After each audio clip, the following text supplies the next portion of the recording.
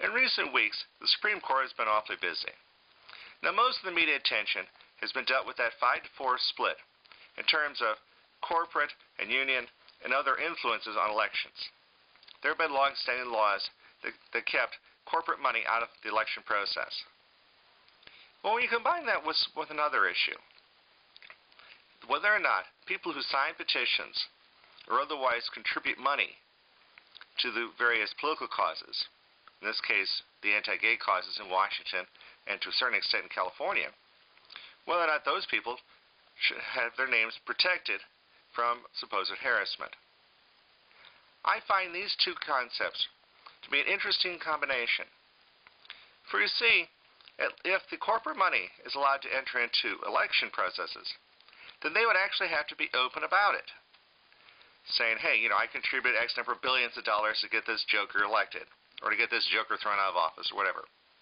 There would at least be a paper trail, and there would be some transparency in their involvement.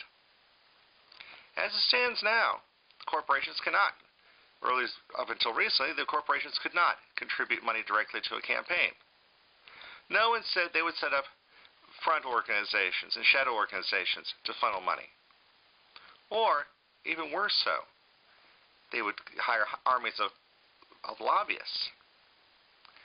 What goes on in the back room, nobody knows. The old system encouraged backroom deals, and the lobbyists taking our elected officials out for a ride, so to speak, to make sure that things went their way. At least now, with the election process being opened up to them in terms of contributions, we'll at least now know where they stand. We'll know how much money they've spent in trying to manipulate an election, as opposed to what did they do in the back rooms to manipulate the outcome of laws that affect us. Maybe these people that are all yelling and screaming about undue influences on elections need to consider that maybe those influences already exist, but behind closed doors. And so how does this interfere, or how does this interact with the other case I mentioned earlier in terms of the petitioners?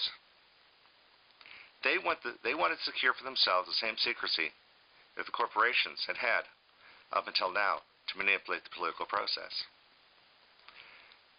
We can't have it both ways. Either it's got to be all out front, or it has to all be in secret.